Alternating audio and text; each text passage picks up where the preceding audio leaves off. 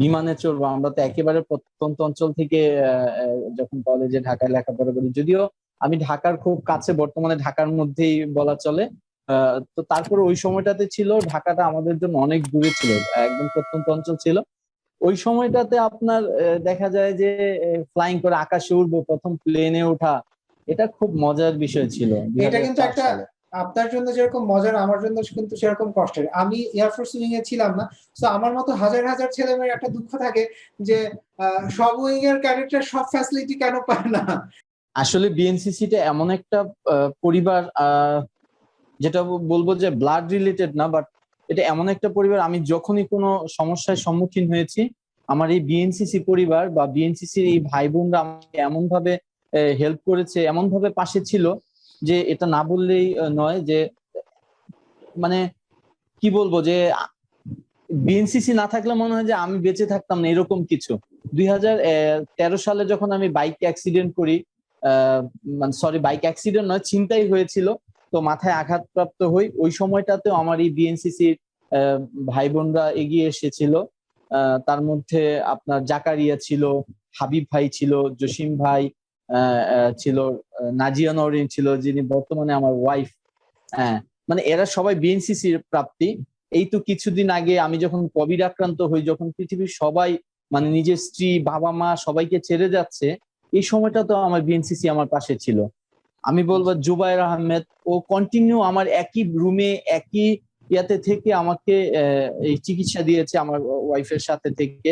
আরেকজন ছিল আমার ফ্রেন্ড মাহমুদা, মানে জুবায়ের আমার বিএনসিসির, ও ছোট ভাই, খুব রিসেন্টলি ওর ক্যাডেটশিপ শেষ হয়েছে। ও আমারও ক্যাডেট ছিল না, বাট বিএনসিসি করে, গভর্নমেন্ট তিতুমির কলেজ কন্টিনজেন্টের একজন ক্যাডেট, এক্স সার্জেন্ট। তো এই যে বিএনসিসির একটা প্রাপ্তি, এবং সবাই আমাদের কেম শফিউল্লাহ, বিউটি, রাসেল, তারপরে বলবো যে আসলে অনেক, আসলে তাদের অনেক প্রাপ্তি আমাদের, নাম বলে শেষ করা যাবে না আসলে। হ্যাঁ। আমাদের জসিম ভাই ছিলেন, আমার সিউ ছিলেন, আমি যখন ক্যাডেট সার্জেন্ট তখন সিউ ছিলেন জসিম ভাই। সে রাতের বেলাতে মানে উনি না খেয়ে আমাকে খাইয়েছেন, এখন এসআই তে আছেন, সরি ইন্সপেক্টর হিসেবে আছেন সিলেটে। তো এই যে প্রাপ্তিগুলো না, এগুলো আসলে অসম্ভব ভালো লাগার, এটা ডেফিনেটলি বিএনসিসি না হলে ডেফিনেটলি। সম্ভব ছিল না।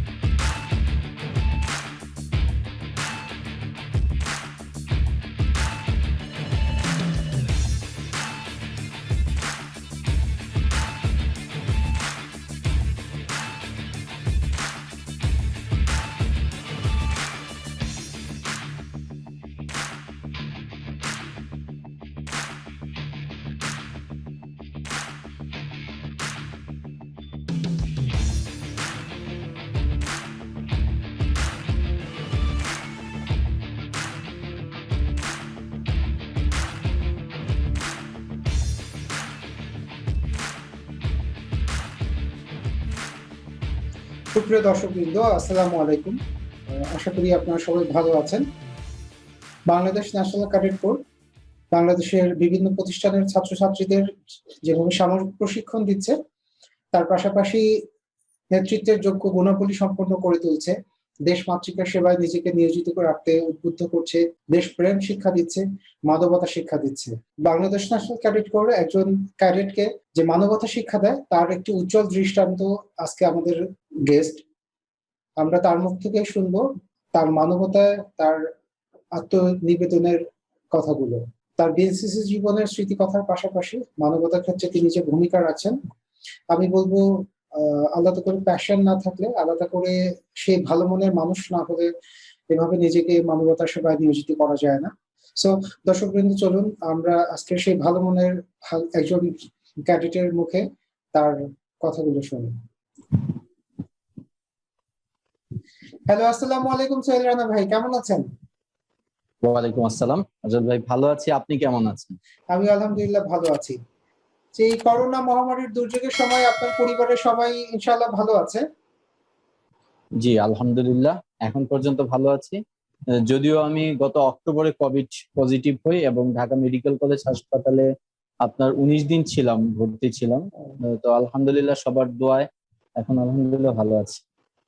ইনশাআল্লাহ সবাইকে নিয়ে সুস্থ থাকবেন, ভালো থাকবেন, এই দোয়াই থাকবে। আমাদের সবার জন্যই দোয়া করবেন। বাংলাদেশের, শুধু বাংলাদেশ কেন, বিশ্বের প্রতিটি মানুষ যেন এই দুর্যোগটাকে খুব স্ট্রংলি মোকাবেলা করতে পারে। আল্লাহ যেন সেই তৌফিক আমাদের সবাইকে দেন। অবশ্যই, আমিন। সো আমরা কথা না বাড়িয়ে সরাসরি আমাদের বিএনসিসি রিলেটেড কনভারসেশনে চলে যাই। সো সুলজানা ভাই, যদিও আপনার নামটা অলরেডি আমরা মেনশন করেছি, তারপরেও আপনি যদি আপনার প্রতিষ্ঠান কোন উইং থেকে বিএনসিসি করেছিলেন সেটা যদি আমাদের সাথে একটু বলতেন। ধন্যবাদ আফজাল ভাই। আমি 2004 সালে government Titumir college BNCC air force wing থেকে আমি ক্যাডেট হিসেবে অংশগ্রহণ করি। আমার ক্যাডেট নাম্বার হচ্ছে 047105776, ওয়াও, যেটা খুব মানে সেই অনেকদিন আগেরকার কথা এখনো মনে রেখেছেন। নিশ্চয়ই হ্যাঁ, বিএসসির প্রতি সেরকম ভালোবাসা আছে বা ছিল বা আছে দেখেই এটা সম্ভব। হ্যাঁ, আপনি কি যেন বলতে আমি চাচ্ছিলেন? আমি আফজাল ভাই, সত্যি কথা বলে আমি যে আজকে সোহেল যে এই যে আপনার সামনে এসে কথা বলতে পারছি এবং দু একজন মানুষের সামনে কথা বলতে পারি, আমি আমার নিজেকে পরিচয় করাতে পারি, এটা সম্পূর্ণ ক্রেডিটটা আমি দিব যে বিএনসিসি, যেটা প্র্যাকটিক্যাল লাইফে আমাকে তৈরি করেছে। রাইট, আপনার মতো আমিও একসময় না, স্টিল অনেক বেশি ইন্ট্রোভার্ট। তারপরেও যেটুকু কথা বলতে পারি এটা পুরোপুরি বিএনসিসি শিক্ষা। বিএনসিসি না করলে এটা আসলে কখনোই সম্ভব ছিল না। কারণ এরকম একটা কনভারসেশনে কখনো নিজেকে বা আরেকজনের সাথে ইন্ট্রোডিউস হব, এটা আসলে বিএনসিসি না করলে সম্ভব ছিল না। আচ্ছা, আমি যদি শর্ট করে একটু জানতে চাই, বিএনসিসি তে কেন আসলেন? না, তার আগে জানতে চাই যে বিএনসিসি আপনি শুরু করলেন 2004-এ, শেষ হলো কবে? 2008। 2004 থেকে 2008, 5 বছর। আচ্ছা, বিএনসিসি তে কেন আসলেন? আসলে বিএনসিসি তে আসার সবচেয়ে বড় কারণ হচ্ছে এমনিতেই আপনার আহ, যে আমাদের সামরিক বাহিনীর প্রতি একটা দুর্বলতা ছিল। আচ্ছা, তো এর মধ্যে যদিও আসলে ওইভাবে কখনো ওই কি বলে আসলে ট্রাই করিনি, আগ্রহ ছিল কিন্তু ট্রাই করিনি। যখন অনার্সে ভর্তি হই গভর্নমেন্ট তিতুমির কলেজে, ওইখানে যে মাঠে যখন দেখি এয়ারফোর্সের পোশাক পরে, ইউনিফর্ম পরে তারা প্যারেড করছে সেখানে একই রকম, তখন একটু আগ্রহ হলো। এবং ওদের আমাদের যে বিএনসিসি ফ্লাইটটা ছিল তার সামনে বিভিন্ন আপনার ফেস্টুন ছিল, যেখানে বিএনসিসি তে বাংলাদেশ ন্যাশনাল ক্যাডেট করে যোগ দিন, বিমান শাখায় যোগ দিন, যোগ দিলে কি কি হবে এই জিনিসগুলো দেয়া থাকতো। সেখানে বিভিন্ন আপনার ফায়ারিং, তারপরে ফ্লাইং, আপনার এই যে অনেকগুলো ইয়া ছিল আর কি, বিষয় ছিল যেগুলো আমাকে আসলে ওইটার প্রতি আগ্রহ করে তোলে এবং নিজেকে নিজে জানতে পারবো, শিখতে পারবো, এটা নিয়ে আগ্রহ নিয়েই ওই সময়টাতে মানে বিএনসিসিতে বিএনসিসিতে অংশগ্রহণ করা। পুরোপুরি মানে ডিসিশনটা তখনই নিলেন যে ঠিক আছে, এই বিএনসিসি করলে এই অ্যাক্টিভিটি গুলো করা যাবে। প্লাস হচ্ছে যে আগে ডিফেন্সের প্রতি যে একটু দুর্বলতা ছিল, সেটাও এখান থেকে কিছুটা হলেও পূরণ হবে। একটা জিনিস কি, হ্যাঁ, আমরা ওয়ার্ডটা বলি দুর্বলতা, কিন্তু এই ওয়ার্ডটা আসলে দুর্বলতার সিনোনিয়ামটা হচ্ছে ভালো লাগা, ভালোবাসা। কারণ বাংলাদেশ ডিফেন্সের প্রতি জেনারেল পিপলদের যে আলাদা একটা রেসপেক্ট থাকে, অবচেতন মনে আমরা যখন ছোটবেলা থেকে আস্তে আস্তে বড় হতে থাকি, তো সেইটা আসলে আপনার ক্ষেত্রে আমার ক্ষেত্রে যেটা হয়েছে যে আমরা একটু হলেও পড়াশোনার পাশাপাশি তাদের সাথে অংশগ্রহণ করার সুযোগ পেয়ে থাকি, তো সেই সুযোগটা আমরা আসলে লুফে নেই। আচ্ছা, খুব সংক্ষেপে যদি বলেন বিএনসিসির সবচেয়ে ভালো লাগার মুহূর্ত ছিল কোনটা? আসলে আমরা বিএনসিসি সবচেয়ে ডিটেলসটা শুনবো, কিন্তু এই দীর্ঘ 5 বছরের ভিতর সবচেয়ে যেটা একদম পিক পয়েন্ট, যেটা ঠিক আছে ওই মুহূর্তটা আমার সবচেয়ে ভালো লেগেছিল, ওই ঘটনাটা। সবচেয়ে সবচেয়ে বেশি ভালো লেগেছে যখন প্রথমে ফ্লাইং করি, যে বিমানে চড়বো। আমরা তো একেবারে প্রত্যন্ত অঞ্চল থেকে যখন কলেজে ঢাকায় লেখাপড়া করি, যদিও আমি ঢাকার খুব কাছে, বর্তমানে ঢাকার মধ্যেই বলা চলে, তো তারপরে ওই সময়টাতে ছিল ঢাকাটা আমাদের জন্য অনেক দূরে ছিল, একদম প্রত্যন্ত অঞ্চল ছিল। ওই সময়টাতে আপনার দেখা যায় যে ফ্লাইং করে আকাশে উঠবো, প্রথম প্লেনে ওঠা, এটা খুব মজার বিষয় ছিল এটা কিন্তু 2004 একটা, সালে। আপনার জন্য যেরকম মজার আমার জন্য কিন্তু সেরকম কষ্টের। আমি এয়ারফোর্স উইং এ ছিলাম না, তো আমার মতো হাজার হাজার ছেলে মেয়ের একটা দুঃখ থাকে যে সব উইং এর ক্যাডেটরা সব ফ্যাসিলিটি কেন পায় না। যেমন আমি আর্মি উইং এ ছিলাম, আমি কেন নেভালের মতো শিপে চড়তে পারিনি, আপনার মতো কেন ফ্লাই করতে পারিনি, বাট এয়ারফোর্সে যারা আছে তারাও চিন্তা করে ঠিক আছে আর্মির মতো কেন ট্যাঙ্কে চড়তে পারলাম না বা নেভালের মতো কেন শিপে চড়তে পারলাম না, সে একটা দুঃখবোধ হ্যাঁ, থেকেই যায়। তো এটা নিয়ে আমরা এই অভিজ্ঞতাটাই আরো বড় করে বা বিস্তারিত শুনবো। আপনি যদি আপনার সেই সময়কার বিএনসিসি ফ্রেন্ড সার্কেল সম্পর্কে একটু বলতে চান, তাদের নাম যদি একটু বলতে চান, যাদের সাথে যোগাযোগ আছে প্লাস হচ্ছে যোগাযোগ নাই, যাদেরকে খুঁজে পেতে চান। আসলে বিএনসিসিটা এমন একটা পরিবার, যেটা বলবো যে ব্লাড রিলেটেড না, বাট এটা এমন একটা পরিবার, আমি যখনই কোনো সমস্যার সম্মুখীন হয়েছি আমার এই বিএনসিসি পরিবার বা বিএনসিসির এই ভাই বোনরা আমাকে এমন ভাবে হেল্প করেছে, এমন ভাবে পাশে ছিল যে এটা না বললেই নয় যে, মানে কি বলবো যে বিএনসিসি না থাকলে মনে হয় যে আমি বেঁচে থাকতাম না, এরকম কিছু। 2013 সালে যখন আমি বাইক অ্যাক্সিডেন্ট করি, মানে সরি বাইক অ্যাক্সিডেন্ট নয়, ছিনতাই হয়েছিল, তো মাথায় আঘাতপ্রাপ্ত হই, ওই সময়টাতেও আমার এই বিএনসিসির ভাই বোনরা এগিয়ে এসেছিল। তার মধ্যে আপনার জাকারিয়া ছিল, হাবিব ভাই ছিল, জসিম ভাই ছিল, নাজিয়া নওরিন ছিল যিনি বর্তমানে আমার ওয়াইফ। হ্যাঁ, মানে এরা সবাই বিএনসিসির প্রাপ্তি। এই তো কিছুদিন আগে আমি যখন কোভিড আক্রান্ত হই, যখন পৃথিবীর সবাই মানে নিজের স্ত্রী বাবা মা সবাইকে ছেড়ে যাচ্ছে, এই সময়টা তো আমার বিএনসিসি আমার পাশে ছিল। আমি বলবো জুবায়ের আহমেদ, ও কন্টিনিউ আমার একই রুমে একই ইয়াতে থেকে আমাকে এই চিকিৎসা দিয়েছে আমার ওয়াইফের সাথে থেকে। আরেকজন ছিল আমার ফ্রেন্ড মাহমুদা, মানে জুবায়ের আমার বিএনসিসির, ও ছোট ভাই, খুব রিসেন্টলি ওর ক্যাডেটশিপ শেষ হয়েছে। ও আমারও ক্যাডেট ছিল না, বাট বিএনসিসি করে, গভর্নমেন্ট তিতুমির কলেজ কন্টিনজেন্টের একজন ক্যাডেট, এক্স সার্জেন্ট। তো এই যে বিএনসিসির একটা প্রাপ্তি, এবং সবাই আমাদের সেই কেম শফিউল্লাহ, বিউটি, রাসেল, তারপরে বলবো যে আসলে অনেক, আসলে তাদের অনেক প্রাপ্তি আমাদের। নাম বলে শেষ করা যাবে না আসলে। হ্যাঁ, আমাদের জসিম ভাই ছিলেন, আমার সিউ ছিলেন, আমি যখন ক্যাডেট সার্জেন্ট তখন সিউ ছিলেন জসিম ভাই। সে রাতের বেলাতে মানে উনি না খেয়ে আমাকে খাইয়েছেন, এখন এসআই তে আছেন, সরি ইন্সপেক্টর হিসেবে আছেন সিলেটে। তো এই যে প্রাপ্তিগুলো না, এগুলো আসলে অসম্ভব ভালো লাগার, এটা ডেফিনেটলি বিএনসিসি না হলে ডেফিনেটলি সম্ভব ছিল না। ওই যে আমাদের সারাউন্ডিংসটা এখনো ওই বিএনসিসি কেন্দ্রিকই আছে। যেমন আমরা আমাদের ব্যক্তি জীবনে হয়তো কেউ ব্যবসা করছি, কেউ চাকরি করছি, অনেকে অনেক প্রফেশনে আছে, কিন্তু দেখা যায় যে ওই সারাউন্ডিংসটা বা সার্কেলসটা বিএনসিসি লাইফে সাথে আমাদের সাথে যারা ছিলেন তারাই আলটিমেটলি, এ একজন তো ও একজন, মানে হয়তো এ কাছে আসছে ও একটু দূরে যাচ্ছে, বা ও কাছে আসছে একটু দূরে যাচ্ছে, বাট ওই সার্কেলটা এখনো আমাদের সেই আগের মতোই বহমান আছে। তো এই ভালো হ্যাঁ, লাগা, আপনি যেটা এখনো বলছিলেন, এই ভালো লাগাগুলোই কাজ করে, সেই একজনের প্রতি একজনের দায়বদ্ধতা, বন্ধুত্ব, ভালো লাগা সব মিলিয়ে আসলে আমাদের লাইফটা এগিয়ে যাচ্ছে।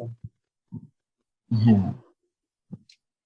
So, আমি সমসাময়িক আর কি একই সময়ের ক্যাডেট, হয়তো ক্যাডেটশিপ ডিফারেন্ট প্রতিষ্ঠানে ডিফারেন্ট উইং এ হওয়ার কারণে পথ চলাটা একসাথে ওইভাবে খুব একটা বেশি হয়নি। আপনার সাথে গতদিন যেমন কথা হচ্ছিল যে 2007-এ আমরা একসাথে সেন্ট্রাল ক্যাম্প করেছি, হয়তো ক্যাম্পে ওইভাবে ইন্টারাকশন হয়নি, কিন্তু এই যে এখন আমরা গ্লোরিয়াস বিএনসিসির মাধ্যমে আবার ইন্টারকানেক্টেড হলাম। সো আমাদের প্রত্যাশা যে এরকম করে বাংলাদেশের সব ক্যাডেট একসাথে হোক আবার। এখানে হ্যাঁ, প্রাপ্তির কোনো আমাদের মানে ব্যক্তি প্রাপ্তির কোনো সুযোগ নাই বা কারো চাহিদাও নাই, কিন্তু বিএনসিসির প্রতি একটা কমন ভালোবাসা, ভালো লাগা থেকে সবাই আবার তাদের সেই স্মৃতি রোমন্থন হবে, সবাই সবার এক্সপিরিয়েন্স শেয়ার করবে, কে কেমন করে ক্যাডেটশিপ করেছিল, কে কোন উইং এ ছিল, কোথায় ক্যাম্প করেছিল, সবাই সবার এক্সপিরিয়েন্সটা এখানে শেয়ার করবে, সেরকম একটা উদ্দেশ্য থেকে আসলে আমাদের গ্লোরিয়াস বিএনসিসি থেকে আর কি রান করা। সেটা অবশ্যই। সো আমরা এখন একটু ডিটেলস কথায় যাই। তো বিএনসিসি তে তো আপনি আসলেন, কেন আসলেন সেটা বললেন। সো আপনার বিএনসিসি তে জয়েন করার প্রক্রিয়াটা কি ছিল? আপনার সাথে যারা অ্যাপ্লাই করেছিল সবাই কি বিএনসিসি ক্যাডেট হিসাবে চান্স পেয়েছিল, বা আপনার প্রতিষ্ঠানের ওই সময় আসলে আমাদের প্রক্রিয়াটা কি ছিল? আমাদের সময় বিএনসিসির যে প্রক্রিয়াটা ছিল, তো বর্তমানের সাথে অনেকটাই ডিফারেন্ট, মানে আমার মনে হয় যে অনেকটাই আহ, ব্যবধান রয়েছে। আমি যখন ফর্ম পূরণ করি, আমরা কত টাকা দিয়ে নিয়েছিলাম, 20 টাকা মেবি আমরা ফর্মটা কিনেছিলাম। তো পূরণ করার পর আমাদের ট্রেনিং করতে হয়েছে। প্রতিদিন শুক্রবার আমার ওয়ার্কিং ডে ছিল। তো আচ্ছা আমি সেই, আমাদের গাড়ি চলতো না, সেই রূপগঞ্জ থেকে খিলক্ষেত পর্যন্ত খুব ভোরে হেঁটে যেতাম। মানে ট্রাউজার পরে ট্র্যাকস্যুট পরে খুব ভোরে নামাজ পড়েই চলে যেতাম। যে প্রতিদিনই মিস হতো আর কি, 5-7 মিনিট দেরি হতো আমাকে ফ্লাইটে জয়েন করতে। তো এটার জন্য আমাকে অবশ্যই পাঙ্গা দিত। তা প্রথম দিকে আমাদের যারা সিনিয়র বড় ভাইরা ছিল তারা খুবই আন্তরিক ছিল। তো আমার মনে আছে যে প্রচন্ড আমাদের প্যারেড করানো হতো, মানে ডিসিপ্লিন এত মধ্যে, তারপর আমাদেরকে ক্যাডেটশিপ দেওয়া হতো। আমাদের থিওরি ক্লাস, মানে কি বলে, রিটেন পরীক্ষা নেওয়া হতো, তারপরে আপনার ড্রিল করানো হতো, তারপরে ভাইবার মাধ্যমে আমাদের ক্যাডেটশিপ, মানে ক্যাডেট আচ্ছা, হিসেবে আমাদেরকে ইনক্লুড করতো। ইনক্লুড মানে করা আপনি হতো। চাইলেই যে ঠিক আছে নাম, মানে ফর্ম পূরণ করলাম আর ক্যাডেট হয়ে গেলাম, বিষয়টা এমন ছিল না, বেশ না একটা না না, পরীক্ষার মধ্য দিয়ে যেতে হয়েছিল। একটা প্রক্রিয়ার মধ্য দিয়ে আমাদের গভর্নমেন্ট তিতুমির কলেজ কন্টিনজেন্ট, যেটা বর্তমানে হয়তো ফ্লাইট আছে, আমাদের সময় কন্টিনজেন্ট ছিল।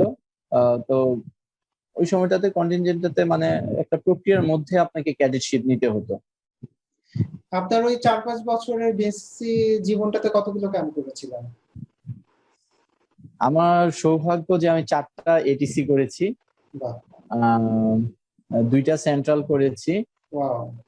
আর দুর্ভাগ্য আমার ন্যাশনাল করা হয়নি। ন্যাশনাল ডে প্যারেড যেটা আগারগাঁয়ে। ন্যাশনাল ডে প্যারেডটা করা হয়নি। আর ক্যাপসুল ক্যাম্প 2টা করা হয়েছে আমার। হিউজ। আর এমনিতে বিভিন্ন প্রোগ্রাম ছিল, যেমন আমাদের রেডিও প্রোগ্রামে অংশগ্রহণ করা, তারপর আপনার ঢাবিতে বিভিন্ন প্রোগ্রামে অংশগ্রহণ করা, আমাদের যে বিএনসিসি হেডকোয়ার্টারে বিভিন্ন প্রোগ্রাম বা বিভিন্ন কোর্স, কম্পিউটার কোর্স, এরকম যে প্রোগ্রামগুলো হতো সেগুলোতে অংশগ্রহণ করেছি। মানে আপনার মানে অ্যাক্টিভিটি অনেক ছিল অনার্স লাইফটাতে। আচ্ছা, এই যে বিএনসিসি করলেন 4-5 বছর, তো আপনার পড়াশোনার ক্ষেত্রে কতটা ইফেক্ট ফেলেছে, মানে পড়াশোনা নষ্ট কতটা করেছে? আসলে বিএনসিসি যদি কেউ সত্যিকার অর্থে বিএনসিসি করে, সেটা তার লেখাপড়ার ক্ষেত্রে আমি বলবো না খুব বেশি ইফেক্ট করে, সেটা আরো তাকে উৎসাহী করে। কারণ যখন একটা জেনারেল স্টুডেন্ট এবং বিএনসিসির একজন ক্যাডেট, তার মধ্যে একটু মানে অবশ্যই একটু ব্যবধান থাকে, ব্যতিক্রম চিন্তা চেতনা, তার চলাফেরা, তার সবার সাথে, টিচারদের সাথে তার একটা কমিউনিকেশন, ইভেন কি ওই প্রতিষ্ঠানের প্রিন্সিপাল থেকে শুরু করে সবার সাথে তার একটা ভালো ইন্টারাকশন সম্পর্ক। তৈরি। হ্যাঁ, যার কারণে তার লেখাপড়াতেও কিন্তু একটা ভালো করবে এরকম একটা প্রত্যাশা থাকে, যে তাকে খারাপ করলে চলবে না, তাকে উৎসাহিত করে আমার এই বিএনসিসি বা এই যে একটা সার্কেল তৈরি হয়, এর মাধ্যমে সে কিন্তু অনেকটাই নিজেকে আরো লেখাপড়ার মধ্যে, আমি মনে করি যে ভালো করার একটা প্রত্যয় নিয়ে সে এগিয়ে যায়। রাইট, এটা আপনি ঠিক বলেছেন। অনেক ক্ষেত্রে দেখা যায় যে অনেকের ক্ষেত্রে বিএনসিসি তার পড়ালেখার ক্ষেত্রে ইফেক্ট ফেলে, নেগেটিভ ইফেক্ট ফেলে। আমি বা আপনি বলবো যে সেটা যে এটা আসলে একদম তার ব্যক্তি কেন্দ্রিক। বিএনসিসি করলে যে পড়াশোনা জি, খারাপ হবে এমনটা না। কারণ বিএনসিসি না করে ওই ছেলে বা মেয়েটা অন্য কিছু করতো, ওই স্টুডেন্টটা ডিফারেন্ট একটা কিছু করলেও পড়াশোনাটা নষ্ট হতে পারতো। বিএনসিসি তার পড়ার সময়টাকে নষ্ট করে না, তার তার লেজার টাইমটা অথবা তার যে ফ্রি সময়টুকু সেইটুকু সময়টুকু বিএনসিসির জন্য যদি সে দেয়, তাহলে নিজের ব্যক্তি চরিত্র, শারীরিক, মানসিক সব ধরনের বিকাশ বিএনসিসি থেকে সম্ভব, আমরা আর কি বিলিভ করি। পাশাপাশি ডেফিনেটলি। পাশাপাশি হচ্ছে দেশের যে কোনো ক্রান্তি লগ্নে নিজেকে রেডি রাখা, প্রস্তুত করার যে একটা ব্যাপার থাকে, দেশপ্রেমকে উদ্বুদ্ধ করা, নেতৃত্বের গুণাবলী বিকশিত করা। আচ্ছা, এই যে বিএনসিসি করলেন, এটা হচ্ছে আপনার প্র্যাকটিক্যাল লাইফে কি কাজে লাগছে সেটা একটু যদি আমাদের সাথে বলেন। আমরা তো আমাদের যখন আমরা বিএনসিসি তে ক্যাডেট হিসেবে জয়েন করি, তখনই তো আমাদের বলা হয়েছে যে আমরা দ্বিতীয় সারির সৈনিক। রাইট, তো সেকেন্ড যখন লাইফ অফ আমাদের বলা, ডিফেন্স। হ্যাঁ, সেকেন্ড লাইন অফ ডিফেন্স, তো সেই ক্ষেত্রে আমি বলবো যে প্রথম সারির সৈনিক হচ্ছে সামরিক বাহিনী যারা রয়েছে, তাদেরকে সহযোগিতা করে। এক কথা হচ্ছে গভর্নমেন্টের ভালো, সরকারের ভালো কাজগুলোকে সহায়তা করা, যেটা বর্তমানে এজ এ স্বেচ্ছাসেবী সংগঠন হিসেবেই স্বীকৃত। সেক্ষেত্রে আমি আমার বাস্তব লাইফে বলবো যে আমাদের কিন্তু এটা একটু বলে নেই, আমাদের গভর্নমেন্ট তিতুমির কলেজ বিএনসিসি যেটা রয়েছে, সেটা কিন্তু এখনো সবাই একত্রিত। এখনো যদি বলি যে আমরা সবাই সেই আমাদের জব্বার ভাই থেকে শুরু করে একদম শুরুর বিএনসিসি তে যারা সিও ছিলেন, তাদের থেকে শুরু করে রানিং সিও পর্যন্ত আমরা সবাই কিন্তু এখনো মানে একত্র, যে কোনো একটি কাজে। এই যে রোহিঙ্গা ইস্যুতেও কিন্তু আমাদের গভর্নমেন্ট তিতুমির কলেজ থেকে ক্যাডেটরা গিয়েছিল। আমি আমার আচ্ছা, ব্যক্তিগত লাইফে যদি বলি, আফজাল ভাই, সেটা হচ্ছে যে বিএনসিসি আমাকে প্রশিক্ষিত করেছে, আমাকে প্রশিক্ষণ দিয়েছে দেশের ক্রান্তিকালে এগিয়ে আসার জন্য। আমি আমার এই উপজেলাতে, আমি সমগ্র বাংলাদেশে আমার সম্পর্কে আমার যতটুকু সম্ভব, প্রথমত হচ্ছে আমার মধ্যে আহ, বাস্তবিক অর্থে একটা আত্মপ্রত্যয় তৈরি যেটা হচ্ছে সেটা হচ্ছে BNCC, Bangladesh national cadet corps. এই জায়গাটাতে আমি যদি বিএনসিসি না করতাম তাহলে সামরিক বাহিনী সম্পর্কে অনেক কিছু আমার অজানা থাকতো। আমার সব এই যে একটা সার্কেল তৈরি হয়েছে, এটা আমাকে ব্যক্তি জীবনে আমাকে অনেক সাহস জুগিয়েছে। আমি যখনই কোনো বিপদে পড়ি তারা আমাকে সাপোর্ট করতেছে, আমার বিভিন্নভাবে আমাকে আত্মবিশ্বাসী করে তুলতেছে। বাস্তব ক্ষেত্রে হচ্ছে যে আমি আমার উপজেলাতে আমি চেয়েছি যে বিএনসিসি তে যে শিক্ষাটা আছে সেটাকে কাজে লাগানো। শুরুতেই যেটা হয়েছে যে আমি আমার এলাকাতে যেটা মাদক নিয়ে কাজ করেছি। আচ্ছা আচ্ছা। আমি আমার এখানে আমি বলি আমি বিশেষ শিশুদের নিয়ে কাজ করি, স্পেশাল চাইল্ডদের নিয়ে।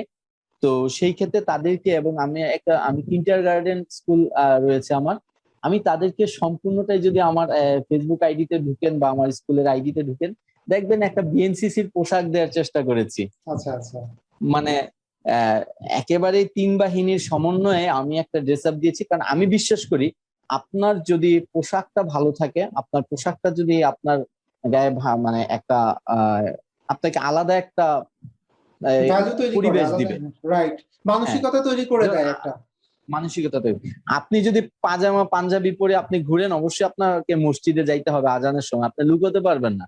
তো সেই ক্ষেত্রে আমি দেখেছি যে আপনি ছোটবেলা থেকে যদি একটা শিশু বাচ্চাকে তার সামরিক পোশাকের আদলে একটা স্কুল ড্রেস দেয়া যায়, তাহলে তার মধ্যে দেশ প্রেম, ভ্রাতৃত্ববোধ তৈরি হবে এবং এটার প্রতি তার জানার আগ্রহ হবে। হ্যাঁ, আমরা কিন্তু অনেকেই মাথায় ক্যাপ দিলে বলি যে পুলিশ, আসলে পুলিশ, ডিফেন্স, এই জিনিসগুলো তার জানার একটা আগ্রহ তৈরি হয়। এই জায়গাটা থেকে আমি প্রথমে আমার স্কুলে আমি এটা করার চেষ্টা করেছি। এবং আমি স্পেশাল চাইল্ডদেরকে নিয়ে যখন কাজ করি, তাদেরকেও ডিসিপ্লিনটা এবং তাদের মধ্যে যে আমার বিএনসিসির শিক্ষা থেকে যতটুকু মোটো বা যেই জিনিসগুলো আছে এগুলো দেওয়ার চেষ্টা করছি। এবং সর্বোপরি সামাজিক যে প্রতিরোধটা গড়ে তোলা, আমাদের রূপগঞ্জে প্রায় আমাদের 300-রও বেশি ইয়াং ছেলে মেয়ে আছে যারা আমরা একসাথে কাজ করছি। এই বিভিন্ন আপনার মাদক বলেন, ইফটিজিং বলেন, নারী নির্যাতন, এই জিনিসগুলো নিয়ে কাজ করছি। প্রতিরোধ বা পাশাপাশি প্রতিহত করার জন্য বা অন্যকে উদ্বুদ্ধ হ্যাঁ, করার জন্য, এগুলো থেকে বিরত থাকার জন্য। গত করোনাতে আমরা কিন্তু আমাদের প্রতিষ্ঠানের নাম হচ্ছে অনির্বাণ। আচ্ছা। তো অনির্বাণ থেকে আমরা গভর্নমেন্টের যে করোনাকালীন সময় আমরা আমাদের উপজেলাকে সর্বাত্মক সহযোগিতা করার চেষ্টা করেছি।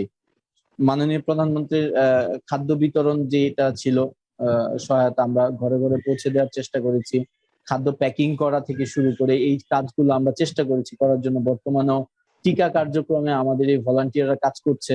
এবং একটা ডিসিপ্লিন মেনটেন করা, এটা কিন্তু বিএনসিসি থেকেই আমাদের মানে শিক্ষা, এবং সেই শিক্ষাটাকে কাজে লাগিয়েই কিন্তু আজকে আহ, একটা কথা আছে না যে individual leadership, right. Individual leadership.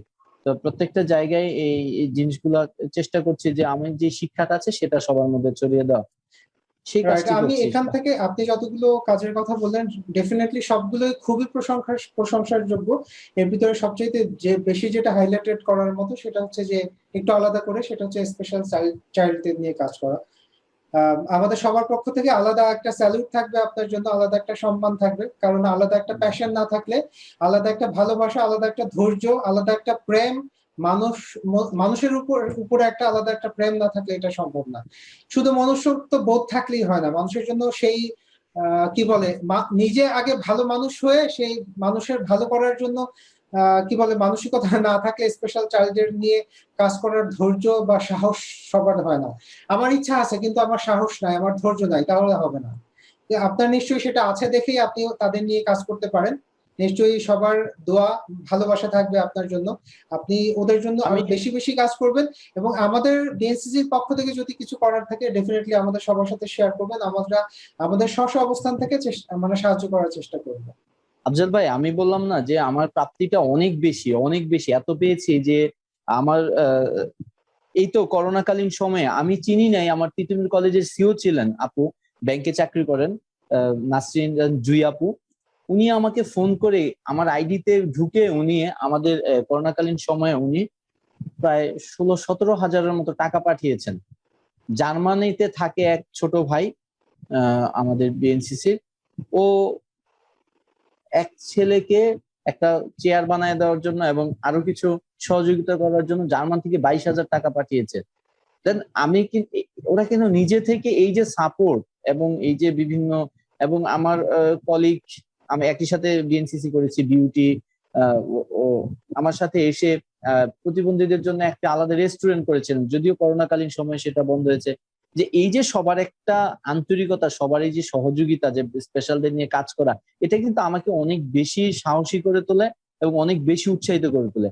এই প্রত্যেকটা কাজই কিন্তু বলবো যে, আমি বললাম না যে সর্বোপরি আমি যে সোহেল, আমার বাবা মা তো অবশ্যই সেটা বলবো না, যে বাস্তবে যে আমরা যে পারিপার্শ্বিকতা বলি, যে এখানে কিন্তু বিএনসিসি আমাকে বাস্তবতা যেই ব্যাপারটি হচ্ছে সেইখানে আমাকে শিক্ষা দিয়েছে, এবং বাস্তবতাকে অতিক্রম করার যে প্রশিক্ষণটা, এটা কিন্তু আমাদের বিএনসিসি দিয়েছে। মানে আমাদের উদ্দেশ্য হচ্ছে এটাই, এই যে আপনার যে কথাগুলো, এই কথাগুলোই সবার কাছে ছড়িয়ে যায়।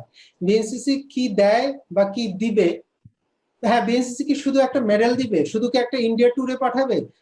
শুধু কি আমাকে সিইও বানাবে? শুধু কি আমাকে অ্যাডজুটেন্ট বানাবে? মানে যেটা দেখা যায় এরকম কি কিছু না, এর বাইরে থেকেও কিছু। এর বাইরে যেগুলো, ওই যে আপনি যেটা যেটা বলছেন, এটাই হচ্ছে সবচেয়ে বড় প্রাপ্তি। একটা মেডেল বা একটা দেখা যায় এরকম একটা অ্যাচিভমেন্ট কিন্তু বড় জিনিস না। ডেফিনেটলি ওটা একটা জিনিস, ওটা একটা সম্মান আনে। কিন্তু আজকে ব্যক্তি জীবনে বিএনসিসি আপনার জীবনে যেভাবে প্রভাব ফেলেছে, আপনার সারাউন্ডিংস যেভাবে তৈরি হয়েছে, আপনি বারবার করে যেটা বলছেন যে বাবা মার শিক্ষা ঠিক আছে, কিন্তু বিএনসিসি আজকে আপনাকে এই অবস্থানে নিয়ে এসেছে বা এই অবস্থানটা তৈরি করতে সাহায্য করেছে বা গঠন করে দিয়েছে।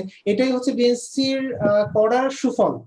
আর বিএনসিসির শিক্ষা থেকে, বিএনসিসি থেকে কি শিখলাম, কি হবে, আজকে আপনি হচ্ছে এক্সাম্পল। আপনার মতো হাজারো তরুণ আছে যারা হচ্ছে বিএনসিসির জন্য এক্সাম্পল, যারা হচ্ছে বিএনসিসি কে আরো সামনে এগিয়ে নিয়ে যাচ্ছে, যাদেরকে আমাদের গ্লোরিয়াস বিএনসিসি আপনাদের নিয়ে গর্ব করে, যারা হচ্ছে বিএনসিসির এক একজন রোল মডেল, যাদেরকে দেখে আরো 10 জন ছেলে বা মেয়ে বলবে যে না, আমি এরকম হতে চাই বা এই কাজটা করা যায়।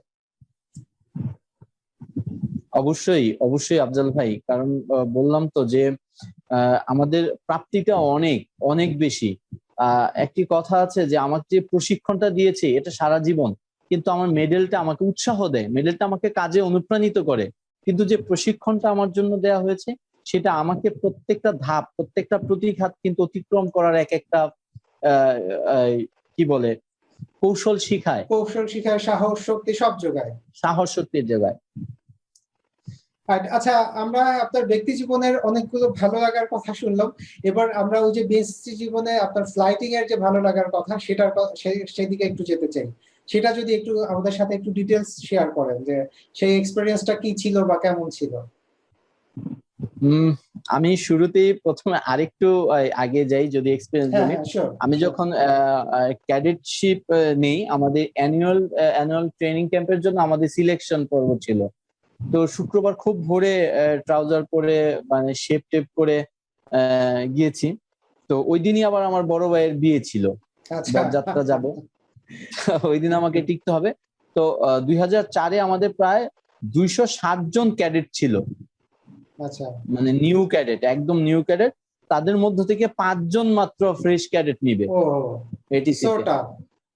200-250 জনের মধ্যে মানে প্যারেড, আমাদের তিতুমির কলেজের কিন্তু বিশাল বড় মাঠ, এবং সে আমাদের ফ্লাইটে, মানে আমাদের যে তিতুমির ফ্লাইট ছিল। কলেজের নামটা একটু আলাদা করেই বলতে হয়, এই জন্য বাংলাদেশ ন্যাশনাল ক্যাডেট কোরের স্পেশালি হচ্ছে এয়ারফোর্স উইং এর জন্য নাম করা যে প্রতিষ্ঠানগুলো আছে, আমি ডেফিনেটলি সব প্রতিষ্ঠানের সম্মান রেখেই বলছি, কিন্তু উপরের দিকে যারা অ্যাক্টিভিটি দিয়ে, নিজেদের পারফরমেন্স দিয়ে নিজেদের নাম প্রতিষ্ঠিত করেছে, তাদের ভিতরে ওয়ান অফ দ্য বেস্ট হচ্ছে তিতুমির কলেজ। আর্মি উইং এ আমি অলওয়েজ বলি যে ঢাকা কলেজ, আর্মি উইং এর ক্ষেত্রে আমি বলি ঢাকা কলেজ, কিন্তু এয়ারফোর্সে হাতে গোনা 3-4টার ভিতরে ডেফিনেটলি প্রথম সারির দিকে তিতুমির কলেজ থাকে। আপনি যেটা বলছিলেন যে 250-র ভিতর থেকে অনলি 5 জন। তো ওইখান থেকে আমাদের একদম মেইন রোড পর্যন্ত আমাদের প্যারেড চলতেছিল। তো ঠিক 20 জনকে আলাদা করা হয়েছে। 20 জনের মধ্যে আমি ঠিক 20 জন যখন আপনার সিলেকশন হয়েছে, 250 জন কিন্তু বাদ হয়ে 20 জন ছিল। তো আমি 21 জনের মধ্যে বাদ পড়েছি। তো আমার এত কষ্ট হইতেছিল, মানে কান্না চলে আসতেছিল, কান্না মানে চোখে পানি ছিল।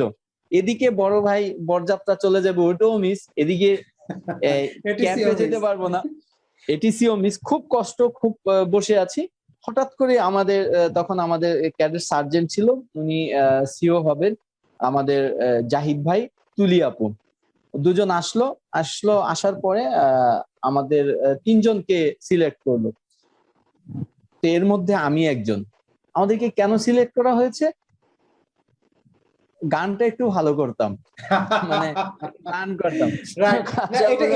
এটা কিন্তু এক্সট্রা একটা ডেফিনেটলি কি বলে পয়েন্ট যোগ করে, কারণ বিএনসিসি মানেই যে প্যারেড পিটি না, এর সাথে কালচারাল অ্যাক্টিভিটি, ফায়ারিং, দৌড়, সাঁতার, এক্সট্রা কারিকুলাম অ্যাক্টিভিটি গুলো ডেফিনেটলি পয়েন্ট ভ্যারি করে। কারণ একটা 5 জন ক্যাডেট নিশ্চয়ই 5 জন প্যারেডে যাবে না, কেউ কালচারাল ভালো করবে, কেউ ফায়ার ভালো করবে, কেউ হয়তো ব্যান্ড পার্টিতে, মানে সব ধরে ধরে আগাতে তো হবে।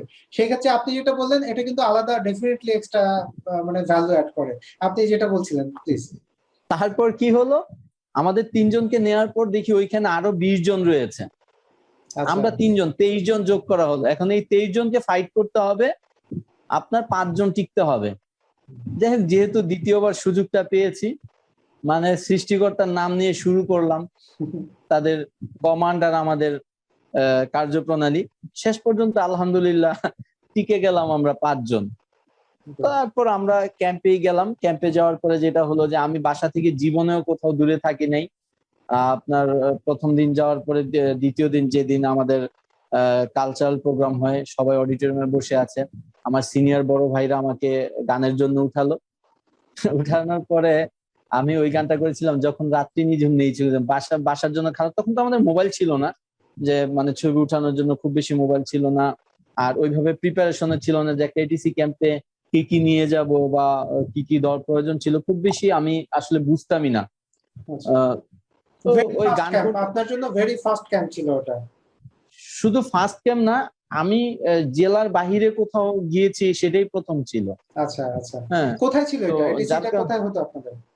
আমাদের চিটাগাং এর জহুরুল হক ঘাটিতে। আচ্ছা। আমার সবগুলো এটিসি ক্যাম্পে ওইখানে ছিল। তো যখন গেলাম, তো এই গান করতে করতে কান্না করে দিছিলাম, মানে খুব বাসার জন্য খারাপ লাগতেছিল। আর আপনি নিশ্চয়ই তখন অনেক ছোট ছিলেন, মাত্র ফার্স্ট ইয়ারে, মানে স্টুডেন্ট ছিলেন। ফার্স্ট ইয়ারে, হ্যাঁ। আচ্ছা, ছোট বলতে এখন এখন কিন্তু ছেলেপেলে এত ছোট না, না মানে এখন ছেলেপেলে আমাদের থেকে অনেক ম্যাচিউর হবেই না কেন? আচ্ছা, আমরা ওদিকে না যাই। তো কান্না করার পরে সবাই, মানে ওই দিন থেকেই সবাই চেনে যে না, গান করতে করতে মায়ের জন্য কান্না করে দিছে ও, গান করতে মানে ওর দরদ আছে এইরকম। বা আমার সিনিয়ররা সবাই করছে। তো আর ক্যাম্পে যখন আমরা ফ্লাইং করবে, আগের দিন সবাইকে করতেছিল, ফর্ম পূরণ করতে হচ্ছে, যে যদি কোনো দুর্ঘটনা ঘটে তাহলে কেউ দায়ী থাকবে না, বা এই বিএনসিসি বা কোনো এয়ার এর কোনো কর্তৃপক্ষ দায়ী থাকবে না। একদিকে মনে হচ্ছে যে যাই, কারণ এটা তো আকাশে উড়া প্রথম, খুব মানে রাতের বেলা খুব মানে ইয়া হচ্ছে ভিতরে ভিতরে, কিন্তু কাউকে প্রকাশ করতে দিচ্ছি না। এক্সাইটমেন্টটা ছিল অনেক, এক্সাইটমেন্টটা ছিল, কিন্তু সবাই প্রকাশ করতেছি না। মনে হচ্ছে যে আরে বিমানে চড়া এটা তো কোনো ব্যাপার না, মনে হয় এর আগে অনেকবার চড়ছি, কিন্তু ভিতরে ভিতরে মানে খুব একটা উত্তেজনা ছিল। যখন ফর্ম পূরণ করি যে দুর্ঘটনা বা এটার মৃত্যুর জন্য কর্তৃপক্ষ দায়ী থাকবে না, তখন একটা ভয় কাজ করতেছে। হ্যাঁ, তো যখন আমরা হয় কি, এই ফর্ম গুলোতে সাইন করে গার্জিয়ানরা। একটা অসুস্থ পেশেন্ট হলে গার্জিয়ান সাইন করে, রিস্কটা কে নিবে। কোন একটা ডিফেন্সের চাকরিতে গেলেও কিন্তু গার্জিয়ানরা সাইন করে, কিন্তু এখানে নিজেরটা সাইন করো। নিজের সাইন দেওয়া হয়েছিল। তারপর আমরা যখন ওইখানে যাই, আবার যখন আমরা সবাই একত্রিত হই ফ্লাইং করার আগে, আমাদেরকে ব্রিফিং করা হয়েছে। তো সবার আগে পলিথিন, সবার হাতে হাতে পলিথিন ব্যাগ ধরায় দেওয়া হয়েছে। পলিথিন কেন, এটাকে আমরা বলতাম বাজারের ব্যাগ। মানে হচ্ছে কেউ বমি করলে যাতে এটা করে। তো সবাই বাজারের ব্যাগ, বাজারের ব্যাগ কি, তখন তো বুঝতাম না, সিনিয়রদের জিজ্ঞেসও করার সাহস হয় না। হ্যাঁ, আর আমরা যারা 5 জন ফ্রেশ ক্যাডেট ছিলাম, আমরা তো মানে একেবারেই বুঝতাম না অনেক কিছুই। তো বাজারের ব্যাগ, যখন আমরা ফ্লাইং করলাম, আমাদের ক্যাপ, বেল্ট, হ্যাঁ, যা কিছু ছিল ওগুলো আমাদের জমা দিতে হয়েছে। তারপর আমরা ফ্লাইং করলাম সেই আমাদের কার্গো বিমানে। কতক্ষণের ফ্লাইং ছিল এটা? আমাদের মনে হয় 30 মিনিট, 30 মিনিট ছিল, যতটুকু আমার মনে হয়, মনে আছে। তো ওই আমি মাঝখানে সময়টাতে একটু আসলে ইন্টারাপ্ট করি, সেটা হচ্ছে যে বিমান জার্নি এমন একটা জার্নি, আমি পার্সোনালি যখন বিমান জার্নি করেছি তখন দেখেন আপনি বাসে চড়েন, ট্রেনে চড়েন, লঞ্চে চড়েন, কোথাও কিন্তু রিস্কের কথা বলে দেয় না যে হ্যাঁ তোমার এই রিস্ক হবে, কিন্তু যখনই আপনি প্লেনে উঠলেন বিমান ছাড়ার আগে এসে বলবে ঠিক আছে এই দুর্ঘটনা হলে আপনি মাথাটা নিচু করবেন, এই দুর্ঘটনা হলে আপনি মাস্কটা মুখে লাগাবেন, মানে দুর্ঘটনার কথাটা আগে মানে আগে মানে স্মরণ করে দিয়েছে। আগে স্মরণ করে দিচ্ছে যে এই দুর্ঘটনা হতে পারে, কোথায় কত হাজার ফিট উপরে থাকবো, কোথায় মানে সবাই সান্ত্বনা দিবে ঠিক আছে কোনো কিছু হবে না, তার আগে দুর্ঘটনার কথা। সো আমার কাছে কেমন যেন লাগলো আমি যখন এক দেশের বাইরে গেলাম, তখন বিমানে ওঠার পরে এই এক্সপিরিয়েন্স, আমি কি রে বাবা, মানে আমি কোথায় আরো সেফ থাকবো সেই কথা বলবে, ভালো কথা বলবে তা না, দুর্ঘটনার কথা। আচ্ছা হোয়াটএভার, আপনি বলুন। আহ, যেমন আমাদের এই যে যাত্রীবাহী বিমান যেগুলো, আমরা যশোরে শ্বশুর বাড়ি হওয়ার সুবাদে প্রায় আসা যাওয়া হয় প্লেনে। আচ্ছা আচ্ছা এই প্লেনে চড়া আর আমাদের বিএনসিসির প্লেনে চড়া, আহ, মানে এটা সম্পূর্ণ ব্যতিক্রম। কারণ ডেফিনেটলি বিএনসিসি যে প্লেন ছিল, আমরা সাধারণত বলি টেম্পু বলি আমরা, যেটা ওই যে মইটিন রাস্তার মধ্যে বা টেম্পু টেম্পো, যেগুলো চলে স্টিলের, হ্যাঁ হ্যাঁ হ্যাঁ হ্যাঁ টেম্পুর মতো, পেছনে নেট দেয়া, সামনে অনেক কিছু যন্ত্রপাতি, হাবিজাবি প্যারাশুট এগুলা দেয়া থাকে। মানে এক কথা হচ্ছে এগুলো তো মালবাহী এবং বিভিন্ন জায়গায় সৈনিক আনা নেওয়া হ্যাঁ করে, বা রাইট, এটা এটা তো ডিফেন্সের আসলে জন্য ইউজ হয়, এটা তো যাত্রী পরিবহনের জন্য না। অন্য ফিলিংস ছিল যে প্রশিক্ষণ, আসলে প্রশিক্ষণ বিমান তো প্রশিক্ষণ বিমানই, সেটা এখন ডেফিনেটলি যাত্রীবাহী বিমানে কিন্তু নাই। যাত্রীবাহী বিমানটা আমাদের নর্মালি একটা বাসের মতোই মনে হয়, কিন্তু আমাদের ওই আমরা যে ফ্লাইং করেছি, তবে সৌভাগ্য যে আমি 4টা এটিসি করেছি, 4বারই ফ্লাইং করেছি। হ্যাঁ, 4বারই আমার সৌভাগ্য হয়েছে। চারবার না চড়ে তিনবার চড়তেন, হেলি একবার ফ্লাইং আমাদের হয়েছে সাথে একবার। শেয়ার করতেন, আমরাও চড়তাম যে ঠিক আছে এই ছেলেটা চারবার হ্যাঁ, তিনবার চড়ছে, আর একবার শেষ চড়ার বেলাতে দরকার নেই, আর একজন চড়ুক। হ্যাঁ, আচ্ছা সরি না, প্লিজ। এটাও ছিল আমাদের মধ্যে। সিও হিসেবে 2008-এ যখন আমি এটিসি ক্যাব করি, তখন আমাদের মধ্যে হয়েছিল যে আমাদের একজনকে স্যাক্রিফাইস করতে হবে, যে একজন যাওয়ার সুযোগ নেই। কারণ বিমানে তো একটা নির্দিষ্ট সংখ্যা ছিল, যে নির্দিষ্ট সংখ্যক ক্যাডেট ফ্লাইং করবে। তো সেই ক্ষেত্রে আমাকে এদের বলা হয়েছিল, তো আমরা সিনিয়র থেকে চিন্তা করেছিলাম ফ্লাইং করতে, ও একা থাকবে। এজন্য ওর মন খারাপ হয়েছিল যে আমাকে একা রেখে কেউ যায় না। এরকম হয়েছে যে অনেকে স্যাক্রিফাইস করতে হয়, যারা 3-4বার ফ্লাইং করে, বা কেউ একেবারেই করে না, কারণ একটা সংখ্যক হয় এরকম অনেক সময় আমাদের মধ্যেও হয়েছে। আর এটিসির সবচেয়ে মজার ব্যাপারটা হচ্ছে যে আপনারা যারা সেনা শাখার ছিলেন, তাদের চেয়ে আমাদের মনে হয় আমাদের ফ্যাসিলিটিটা একটু বেশি ছিল, কারণ চিটাগাং এ ডেফিনেটলি ডেফিনেটলি, এটিসি হওয়ার কারণ কারণে আমরা আর্মি এর তুলনায় আমি যেটা মিলিটারি পার্সোনালি বলি, আর্মি এর তুলনায় নেভাল এবং এয়ার এর ফ্যাসিলিটি ডেফিনেটলি অনেক ক্ষেত্রে বেশি থাকে। এবং আমি যেটা শুনেছি, আমার যেহেতু করার সৌভাগ্য হয়নি, এবং তুলনামূলক একটু স্পেশাল হয় ক্যাম্পগুলো, আমাদের যেরকম একদম মাঠে ঘাটে থেকে অবস্থা একদম নাস্তা থাকে, তুলনামূলক একটু ভালো অবস্থানে থাকেন আপনারা, মানে এয়ারফোর্স এবং নেভাল উইং এর ক্যাডেটরা। আমি আসলে ভালো বলতে যেটা বোঝাতে চাচ্ছি যে আমরা ঝরুল হক ঘাঁটিতে যখন আমরা ক্যাম্প করি, তখন আমরা বাংলাদেশের ভাটিয়ারি, যেটা বাংলাদেশ মিলিটারি একাডেমি রাইট এবং বাংলাদেশ নেভাল একাডেমিতে আমাদের কিন্তু ভিজিট করার সুযোগ আসে। এটা আমি মনে করি যে এটিসি তে আমাদের আরেকটা প্রাপ্তি যোগ করে, কারণ ডেফিনেটলি। বাংলাদেশ মিলিটারি একাডেমিতে যাওয়াটা এটা আহ, সকলের জন্য আমার মনে হয় না যে আর্মি এর অনেকে জন্য হয় না। আমাদের বাংলাদেশ হ্যাঁ হ্যাঁ সেনাবাহিনীতে অনেক কর্মজীবনেও অনেক যারা সৈনিক ইয়াতে আছে, সোলজার হিসেবে যারা অংশগ্রহণ করে, তারা আমার মনে হয় না যে সবাই সুযোগ সেখানে পায় না। পোস্টিং না হলে সেখানে যাওয়া হয়। কিন্তু আমাদের যেখানে মিলিটারি একাডেমিতে জিয়া হল ছিল, সেখানে আমাদেরকে ওই আর্মি স্টাফরা ব্রিফ করে, এবং তাদের যে বিভিন্ন জায়গাগুলো আমাদেরকে ঘুরে দেখানো হয়, আহ, তাদের সাথে একসাথে আপনার লাঞ্চ করা, তাদের সাথে স্ন্যাক্স করা, মানে এই যে এই জিনিসগুলো, এটা আমাদের জন্য প্রাপ্তি। পাশাপাশি নেভাল একাডেমিতে আমরা যে তাদের যে অ্যাক্টিভিটি গুলা, শিপে চড়া, তারপর তাদের একটি ইঞ্জিন রুম গুলা দেখা, তাদের এই জিনিসগুলো আমাদের এয়ারের ক্যাডেটদের জন্য একটা বিশাল প্রাপ্তি। যদিও এখন হচ্ছে যতটুকু জানি যে ঢাকা সাভার বাইপাইলে এটিসি ক্যাম্প হবে সবার, সকল ক্যাডেটদেরই। আমার মনে হয় যে এই জিনিসগুলা থেকে আমাদের ক্যাডেটরা যেমন বঞ্চিত হবে, বঞ্চিত হবে, পাশাপাশি তাদের যে সামরিক বাহিনী এবং সামরিক বিভিন্ন স্থাপনা সম্পর্কে তাদের যে চিন্তা চেতনা বা তাদের যে ধারণা, এটা তেমন একটা বৃদ্ধি পাবে না, বা যেটা আমার মনে হয় যে তাদের ওইটার প্রতি আগ্রহ জন্মাবে না। কারণ বাইপাইলে তো আমি 2বার ক্যাম্প করেছি, আর প্রত্যেকটা আমি থাকাকালীন সেন্ট্রাল ক্যাম্পে আমি গিয়েছি, ভিজিট করেছি, সিও থাকাকালীন আমি ভিজিট করেছি। তো এই জিনিসগুলো আসলে আমাদের জন্য আসলে সত্যি অনেক বড়। ঠিক আছে, বিএনসিসি যেহেতু ওখানে একটা একাডেমি করেছে বা আরো কি বলে ডেভেলপমেন্ট হচ্ছে, ওখানেও হতে পারে। কিন্তু আপনি যেটা বললেন যে ওই ভিজিট গুলো যদি না হয় সেই ক্ষেত্রে ক্যাডেটদের প্র্যাকটিক্যাল নলেজটা অনেক ক্ষেত্রে বঞ্চিত হবে, আগ্রহটাও কমবে, এক্সপেরিয়েন্সটাও কমবে, অনেক দিক থেকে ক্যাডেটরা বঞ্চিত হবে। সো বাইপেলে যদি হয়ও, কিন্তু সেই ক্ষেত্রে পাশাপাশি অন্যান্য প্রোগ্রামের মাধ্যমেও অ্যাটলিস্ট ওই ভিজিট গুলো মানে বজায় যেন থাকে, সেটা আমাদের আশাবাদ থাকবে। আফজাল ভাই, বর্তমানে আপনি খেয়াল করেছেন কিনা, বিএনসিসি তে কিন্তু আমাদের যখন বিটিএফও পিআইও, যেমন আমাদের তিতুমির কলেজ কন্টিনজেন্টের যিনি আমাদের ম্যাডাম ছিলেন, সালমা জাহান স্যার ছিলেন, তো উনি কিন্তু অত্যন্ত দক্ষ এবং অত্যন্ত পরিশ্রমী ছিলেন। আমি যতটা দেখেছি যে সবসময় ক্যাডেটদেরকে একটা ডিসিপ্লিনের মধ্যে রাখেন। এখনকার নিয়ম যেটা শুনি যে সিনিয়রদেরকে স্যার বলা যাবে না, সিনিয়রদেরকে ভাই বলতে হবে। একটা ডিফেন্সে এসে যদি সেই জিনিসটা মেনটেন না হয়, তারপরে আমার মনে হয় না সেটার মধ্যে ডিসিপ্লিন থাকে। স্যার এমন একটা সম্বোধন যেটা মানুষকে সম্মান করা, একটা কি বলে, এটা একটা পার্ট, একটা মানে ডিফেন্সের এটিকেটটা যদি না থাকলো তাহলে তো মানে হলো না।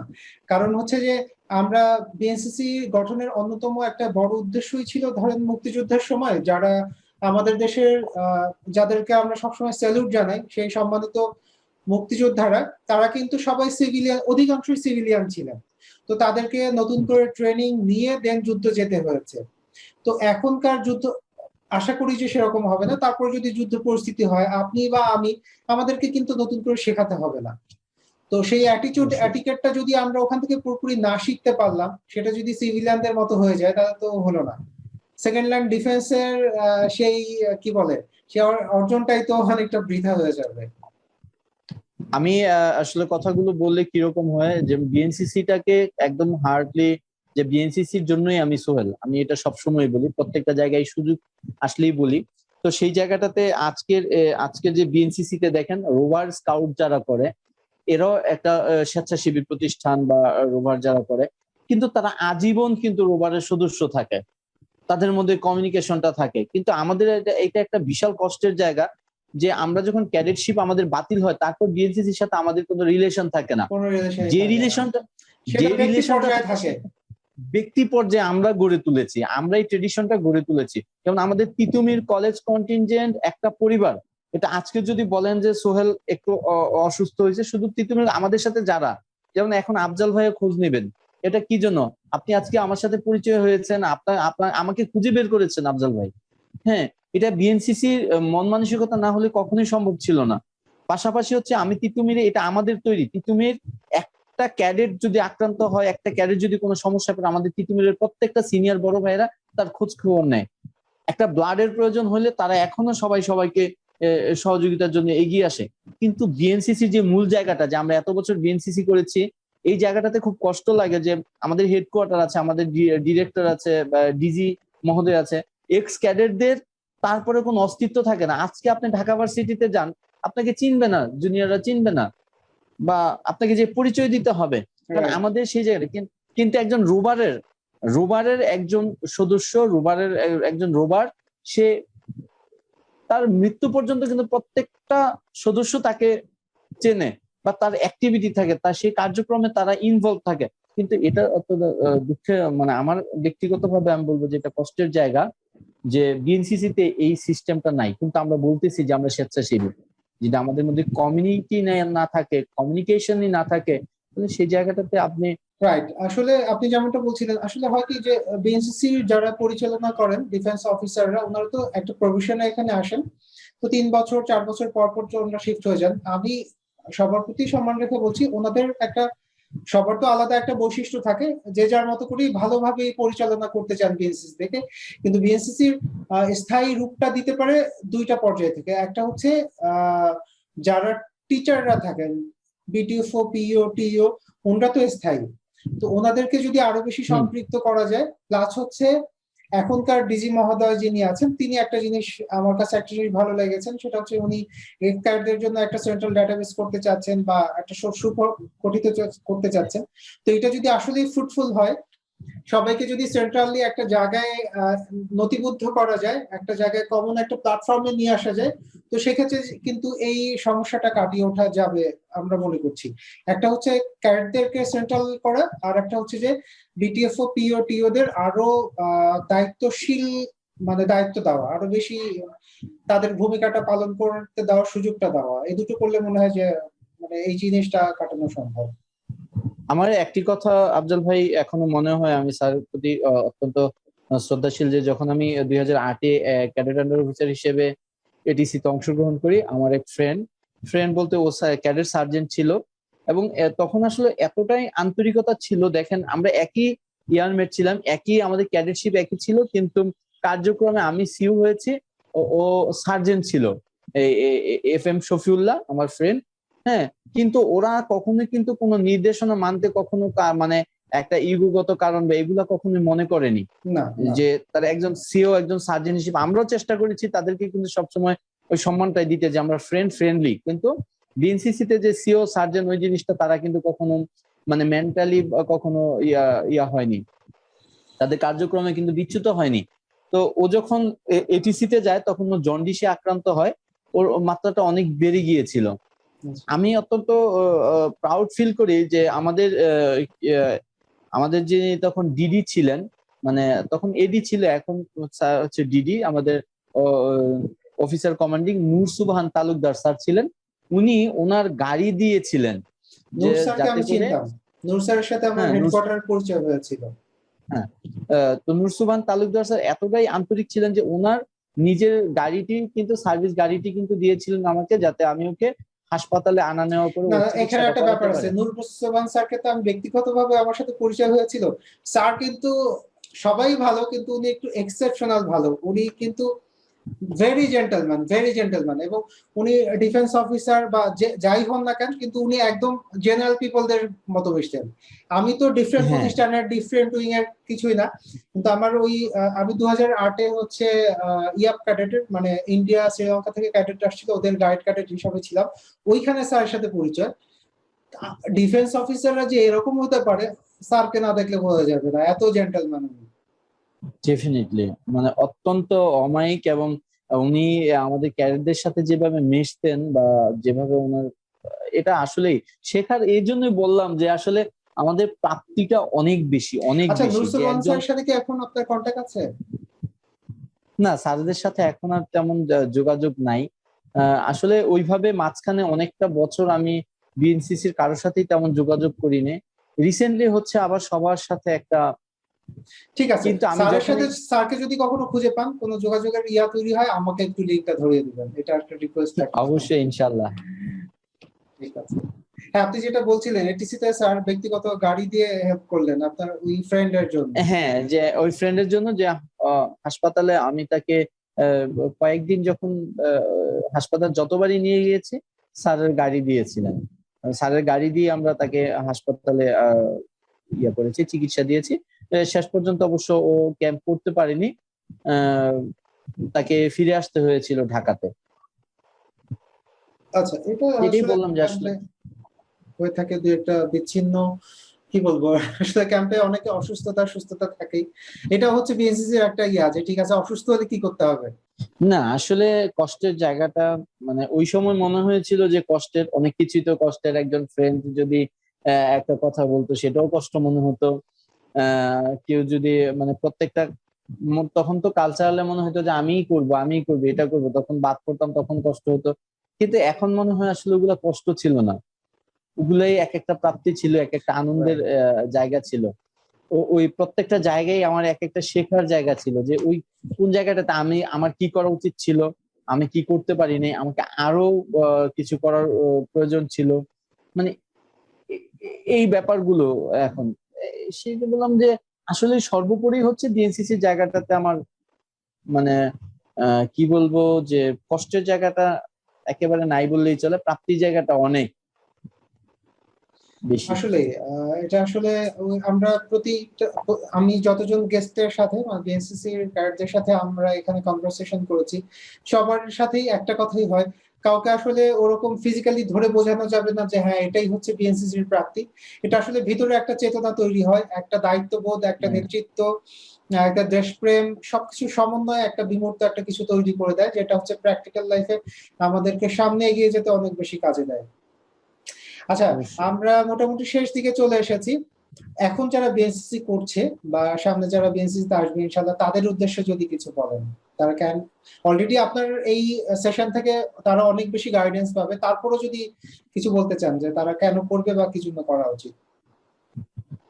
আসলে আমরা যারা লেখাপড়া কলেজ ভার্সিটিতে যারা পড়ি, আসলে প্রত্যেকটা তো বইগত মানে গ্রন্থগত বিদ্যা আমরা যেটাকে বলি, সেখান থেকে তো অবশ্যই জ্ঞান অর্জন হয়।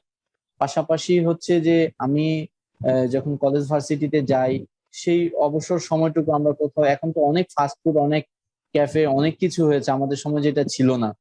হ্যাঁ, তো এগুলোতে সময় ব্যয় না করে আমরা যদি বিএনসিসি তে যে আমরা বলি যে আত্মশুদ্ধি, আত্মপ্রত্যয়, হ্যাঁ, আত্মশিক্ষা, হ্যাঁ, মানুষের জন্য কিছু করা, মানবিক হওয়া,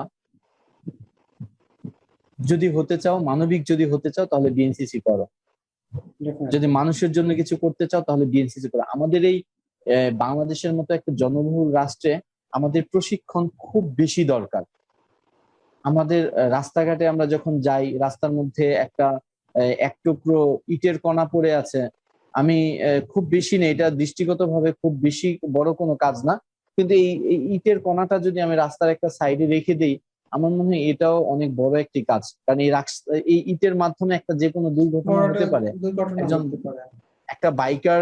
একজন বাইকার এই ইটের কণার মধ্যে পড়ে স্লিপ করতে পারে, বা একটা গাড়ি একটা দুর্ঘটনার সম্মুখীন হতে পারে।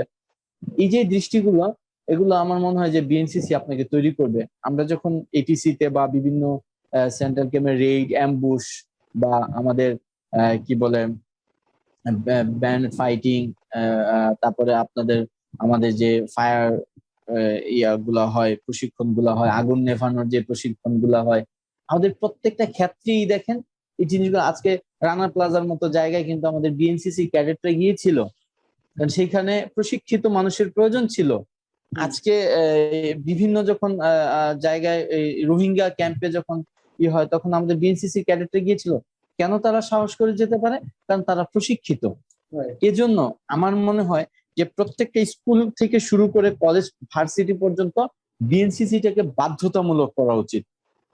ডেফিনেটলি, এবং আরো বেশি সম্প্রসার করা উচিত, আরো বেশি অনেক প্রতিষ্ঠানে বিএনসিসিটাকে ইনক্লুড করা দরকার।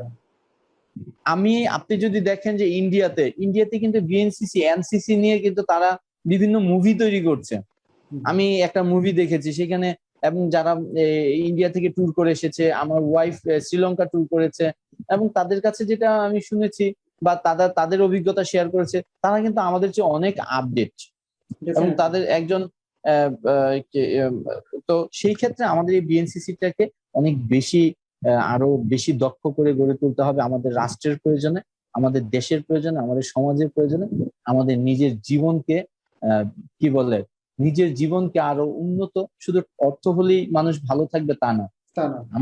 আমি যে কোনো সময় আমার মনকে, আমার সেই প্রাপ্তিটাকে আমার সংবরণ করতে হবে, আমার তৃপ্তি সহকারে যে শিক্ষাটা, তৃপ্তি নেয়ার সাহস থাকতে হবে যে আমি এতেই সুখী, আমি এই অল্প পরিসরে আমি কিভাবে ভালো থাকবো, এই প্রশিক্ষণটা আমি মনে করি যে বিএনসিসি দিতে পারে। এবং আমাদের বিএনসিসি যারা অথরিটি রয়েছেন, যারা বিএনসিসির আমাদের এই আজকের এই কনভারসেশনটা যারা দেখবেন, হয়তো অনেকেই আমাদের চেনবেন না বা চেনেন না, কিন্তু একজন বিএনসিসির ক্যাডেট হিসেবে আমি বলবো যে আমি সবসময় বিএনসিসির ক্যাডেট। আমি সিও ছিলাম বা ক্যাডেট সার্জেন্ট ছিলাম সেটা না, আমরা এই কথাটা বারবার বলতাম, অলওয়েজ ক্যাডেট। এবং আমি বলি যে সবসময় আমরা প্রস্তুত আছি বাংলাদেশের যে কোনো প্রান্তে, যে কোনো কাজে আমাদের এই বিএনসিসির ক্যাডেটরা প্রস্তুত রয়েছে, শুধু আপনারা একটু সুযোগ করে দিবেন। রাইট, আপনার এই কথাটা, আমি সরি আপনাকে একটু ব্রেক করাচ্ছি, এই কথাটা বারবার আমরা সামনে আনছি, বলছি আমাদের এই প্ল্যাটফর্ম থেকে, আমরা বলছি সব প্ল্যাটফর্ম থেকে আমাদের একটা কথাই থাকে, আমরা রেডি, আমাদেরকে আরো বেশি সরকার এবং বিএনসিসি চাইলে আরো বেশি আমাদেরকে ইউজেস বা ইউটিলাইজ করতে পারে। যে কোনো দুর্যোগে বলেন, ঠিক আছে অংশগ্রহণ করছে, কিন্তু এটা আরো বেশি করে সম্ভব, আরো বেশি করে সম্ভব। জনসংযোগ, জনসচেতনতা বলেন, যে কোনো দুর্যোগে বলুন, সব ক্ষেত্রে আরো অনেক বেশি সম্পৃক্ত করা সম্ভব, অনেক বেশি সম্পৃক্ত করা সম্ভব। শুধু একটু সদিচ্ছা বা সৎ উদ্যোগের ঘাটতির কারণে আসলে আমরা একটু কি বলে আলোর প্রাত প্রদীপ থেকে একটু দূরে আছি। তারা যদি উদ্যোগটা নেয়, আমরা ব্যক্তি পর্যায়ে থেকে অনেক অনেক উদ্যোগ নিচ্ছি, অনেক সংগঠন, ছোট ছোট সংগঠন হচ্ছে উদ্যোগ নিচ্ছে, কিন্তু যদি সরকার চায় এবং বিএনসিসি সদর দপ্তর চায় বা বিএনসিসি মনে করে, তাহলে হচ্ছে যে আমাদেরকে আরো বেশি তারা ইউটিলাইজ করতে পারে, এবং আমরা সেটার জন্য রেডি। সরি, আমি আপনার কথা সামনে নিচ্ছিলাম। জি, যে জিনিসটা ধারণ করি যে আমাদের বাংলাদেশের প্রেক্ষাপটে, এটা তো অনেক রক্তক্ষয়ী সংগ্রামের পরে আমাদের এই বাংলাদেশের সৃষ্টি। সেই জায়গাটাতে আমাদের রাজনৈতিক যে অবক্ষয়, রাজনৈতিক যে মানে শিক্ষা, সেই জায়গাটা থেকে যে রাজনীতি করলে আপনি দেশকে ভালোবাসবেন, এই জায়গাটা না। আমি কোনো না কোনো দলের সমর্থক, আমিও যদি বলেন মুক্তিযুদ্ধের চেতনায় বিশ্বাসী, কিন্তু তাই বলে আমি কোনো অন্যায় আচরণ, অন্যায় নির্দেশ মানবো, সেটা কিন্তু অবশ্যই না। আমি আমার দেশকে ভালোবাসি, আমার দেশের স্বার্থে, আমার দেশের ভালোবাসার যে কোনো কাজ করতে আমি প্রস্তুত, সেটা যে জায়গা থেকেই আসুক। আমি বলবো একজন বিএনসিসি ক্যাডেট কখনোই অন্যায়ের সাথে সম্পৃক্ত হয় না, অন্যায়কে প্রশ্রয় দেয় না, এবং অলওয়েজ দুর্নীতিকে হেট করি এই জায়গাটাতেই। আর এই তো, ঠিক আছে, আমরা একেবারে শেষ পর্যায়ে আছি আমাদের কনভারসেশনে। আমি তো অনেকগুলো কোশ্চেনের মাধ্যমে আসলে কনভারসেশনটা এগিয়ে নিয়েছি। এর বাইরে যদি আপনার আর কিছু বলার ইচ্ছা থাকে বা কোনো ঘটনা বা কিছু যদি না থাকে আমরা শেষ করবো, আর যদি বলার থাকে তাহলে আমরা শুনতে চাচ্ছি। আমি প্রথমেই একেবারে অন্তঃস্থল থেকে কৃতজ্ঞতা জানাই আফজাল ভাই আপনাকে, যে একটা এত সুন্দর এবং গ্লোরিয়াসকে এত সুন্দর একটা সেশন এবং এত সুন্দর একটা প্ল্যাটফর্ম তৈরি করেছেন। এবং আরো আমি খুশি হয়েছি যে আমরা একই ব্যাচের, একই বয়সের, আমরা ক্যাডেট। আর দ্বিতীয় কথা হচ্ছে, সবার প্রতি আমার সকল বাংলাদেশের 64টা জেলার মধ্যে এমন কোন জেলা বা এমন কোন থানা, ইউনিয়ন নেই যেখানে আমার এই বিএনসিসির ভাই বোনরা নেই। আমি কর্ডিয়ালি করব যে আমাদের যে প্রতিষ্ঠান রয়েছে অনির্বাণ, এবং আমি একটি বাস্তবতা থেকে আসলে এই কাজটা শুরু করা, স্পেশাল শিশুদের নিয়ে, স্পেশাল বাচ্চাদের নিয়ে, যাদের আমরা সামাজিকভাবে প্রতিবন্ধী বলি। তা আমি সবার কাছে অনুরোধ করব আপনাদের পাশে থাকা। এটাও আমার একটা যুদ্ধ, এবং এই যুদ্ধে আমার সহকর্মী সাথী আমার এই বিএনসিসি শক্তি বলেন। আমার সবচেয়ে বড় যেই জায়গাটি, যে আমি আজকে যেখানে থেমে যাব, সেই জায়গাটি থেকে আমার বিএনসিসি যে ভাই বোনরা রয়েছে, তারা আমাকে এই জায়গাটা থেকে তারা সামনের দিকে এগিয়ে নিয়ে যাবে, কোনো না কোনো আমার এই ভাইরে এগিয়ে আসবে। সেই জায়গা থেকে আমি সবাইকে আহ্বান করবো, আপনাদের আশেপাশে যারা এই স্পেশাল শিশু রয়েছে, তাদের প্রতি একটু সদয় হবেন, তাদেরকে একটি সুন্দর পরিবেশ করে দিবেন। আমরা যদি আজকে বিএনসিসি ক্যাডেট যারা রয়েছে, আমাদের সেই ন্যূনতম মানবিকতা দিয়ে আমরা তাদের পাশে দাঁড়াই, অবশ্যই। কারণ জাতিসংঘ বা বাংলাদেশের আপনার সুমারি অনুযায়ী যে 10% অথবা 15%, 10 থেকে 15% প্রতিবন্ধী, এই বিশাল একটা জনগোষ্ঠী ছাড়া একেবারে পেছনে রেখে কিন্তু আমরা উন্নয়নের কথা চিন্তা করতে পারি না। তো সেই জায়গাটা থেকে আমার মনে হয় যে আমরা সবাই তাদের প্রতি একটু মানবিক হই এবং তাদের প্রতি আন্তরিক হই। ডেফিনেটলি গ্লোরিয়াস বিএনসিসি, আমরা তো মাত্র পথ চলা শুরু করলাম। আমরা বলতে আপনি, আমি, সবাই। গ্লোরিয়াস বিএনসিসি, আপনি যেটা বলছিলেন, একেবারে ব্ল্যাঙ্ক একটা প্ল্যাটফর্ম। আমরা যখন কনভারসেশনটা শুরু করেছি, পার্সোনালি আমি আর্মি এ ছিলাম, আমার সাথে যারা আছে আমাদের সবার চাওয়া ছিল, ঠিক আছে আমি আর্মি থেকে এখানে আছি, সো উইং ভিত্তিক যেন কোনো কিছু মাথায় না আসে, সেটা ভাঙার উদ্দেশ্যেই আমরা প্রথমে এয়ারফোর্সের একজন ক্যাডেট, এয়ার উইং এর একজন ক্যাডেটকে এনেছি, দেন নেভাল উইং এর একজন ক্যাডেটকে ইন্ট্রোডিউস করেছি, দেন আর্মি উইং কে এনেছি, যেন কেউ বলতে না পারে যে না এটা আর্মি, এটা নেভালের বা এটা এয়ারের। আপনি যেটা বলছেন আমরা ক্যাডেট, আমাদের মেইন পরিচয় হচ্ছে ক্যাডেট। কার র্যাঙ্ক কি, কার প্রতিষ্ঠান কি, কার উইং কি, কার সিনিয়র ডিভিশন না জুনিয়র ডিভিশন, নাথিং। অনলি পরিচয় হচ্ছে বিএনসিসি অ্যান্ড ক্যাডেট। এই দুটো পরিচয়ের ভিত্তিতে এই গ্লোরিয়াস বিএনসিসিটা শুরু হয়েছে এবং এটা রান করবে। আর একটা হচ্ছে ছোট মানে ছোট বড় মিলে অনেকগুলো অর্গানাইজেশন আছে, সংস্থা আছে যারা এক্স ক্যাডেটদের নিয়ে বা রানিং ক্যাডেট নিয়ে কাজ করে। আমাদের সবার চাও এই প্রতিষ্ঠানগুলো সবগুলোই টিকে থাকে এবং সবগুলোই রান করুক তাদের সৎ উদ্দেশ্য এবং সৎ কার্যক্রম নিয়ে। মানে সব জায়গায় তো ধানের ভিতরে চিটা থাকে, কিছু অসৎ লোক অসৎ উদ্দেশ্য থাকেই তাদের ব্যক্তি স্বার্থ চরিতার্থ করার জন্য, কিন্তু বৃহৎ আকারে সবাই চায় যে একটা ভালো কিছু হোক। সবগুলো প্রতিষ্ঠানে টিকে থাক, সবাই ভালো কাজগুলোই করুক, ক্যাডেটের সাথে সম্পৃক্ত হোক, আরো বেশি সংগঠন হোক, কোনো সমস্যা নাই, কিন্তু সবাই যেন তার কি বলে ইউনিটিটা ধরে রাখতে পারে এবং ভালো দিকটাই যেন ওই সংগঠন থেকে বেরিয়ে আসে। আর আপনার ব্যক্তি উদ্যোগ বা আপনার বিএনসিসি সারাউন্ডিংস এর মাধ্যমে আপনি স্পেশাল চাইল্ডদের নিয়ে যেটা কাজ করেন বা অনির্বাণ নিয়ে যেটা কাজ করেন, ডেফিনেটলি আমাদের গ্লোরিয়াস বিএনসিসি অলওয়েজ আপনাদের সাথে আছে এবং আমাদের আশাবাদ থাকবে সারা বাংলাদেশের টোটাল বিএনসিসি আপনাদের সাথে থাকবে ইনশাআল্লাহ। ইনশাআল্লাহ, থ্যাংক ইউ। তো সৈয়দ ভাই অনেক অনেক ধন্যবাদ আমাদের সাথে অনেকটা গুরুত্বপূর্ণ সময় দেওয়ার জন্য। ও আরেকটা কথা, ডেফিনেটলি ভাবিকেও আমরা আমাদের গেস্ট হিসাবে একদিন চাই, ওনার বিএনসিসি লাইফের কথাগুলো আমরা আপনার মতো এরকম একটা সেশনে ক্যাডেটদের উদ্দেশ্যে শোনাতে চাই। অবশ্যই, আমি শেষ বেলা দুইটি লাইন দিয়ে শেষ করব, বিদায় নিব। যদি বলছেন, বলো কি তোমার ক্ষতি, জীবনের অথই নদী পার হয় তোমাকে ধরে, দুর্বল মানুষ যদি। বলো কি তোমার ক্ষতি, জীবনের অথই নদী পার হয় তোমাকে ধরে, দুর্বল মানুষ যদি।